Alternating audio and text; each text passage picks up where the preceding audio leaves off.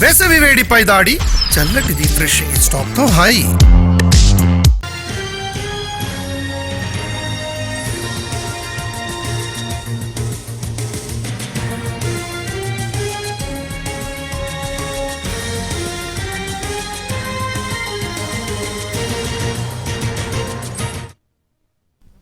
ఉద్యోగుల సమస్యలపై కాసేపట్లో కేబినెట్ సబ్ కమిటీ సమావేశం కానుంది. డిప్యూటీ సీఎం భట్టి విక్రమార్క అధ్యక్షతన కేబినెట్ సబ్ కమిటీ భేటీ జరగనుంది.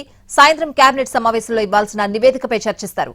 కమిటీ నివేదిక ఆధారంగా ఉద్యోగుల డిమాండ్లపై ప్రభుత్వం నిర్ణయం తీసుకునే అవకాశం ఉంది.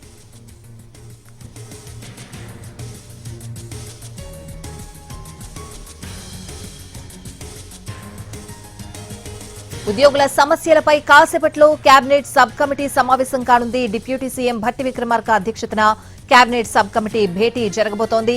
ఇదే అంశానికి సంబంధించిన పూర్తి అప్డేట్స్ అడిగి తెలుసుకుందాం. మా ప్రతినిధి చారి ఉన్నారు. చారి, కేబినెట్ సబ్ కమిటీ మరి కాసేపట్లో సమావేశం కాబోతుంది. ఈ రోజు సాయంత్రం 3 గంటలకు సెక్రటరియట్ లో కేబినెట్ సమావేశం ఉన్నటువంటి నేపథ్యంలో ఉద్యోగులకు సంబంధించినటువంటి సమస్యల్ని పరిష్కరించాలన్నటువంటి ఆలోచనతో ప్రభుత్వం ఉంది.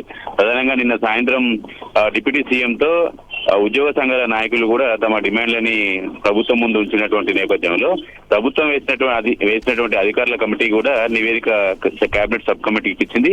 ఇచ్చినటువంటి అంశాలన్నిటి మీద కూడా కేబినెట్ సబ్ కమిటీ నిన్న భేటీ అయింది. ఈ రోజు కూడా కొద్దిసేపట్లో భేటీ కాబోతుంది. ప్రధానంగా ఉద్యోగులకు సంబంధించి డిఏలకు సంబంధించినటువంటి విషయాలు, 317 జీవోలో ఇబ్బంది పడుతున్నటువంటి ఉద్యోగులకు సంబంధించినటువంటి అంశాలు, వీటన్నిటి మీద పరిష్కారం చేయాలనేటువంటి ఒత్తిడి ప్రభుత్వం మీద పెట్టారు. ఈ నేపథ్యంలోనే ఈ రోజు కేబినెట్ సబ్ కమిటీ సాయంత్రానికి కేబినెట్ సమావేశం కంటే ముందే ఒక నివేదిక ఇవ్వాల్సి ఉంటుంది. ఆ నివేదిక మీద కేబినెట్ లో చర్చించాల్సి ఉంటుంది.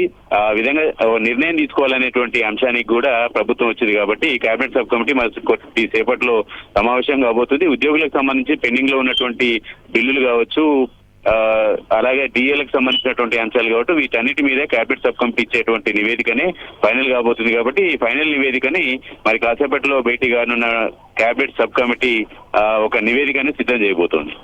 Right Chari, thanks for the updates.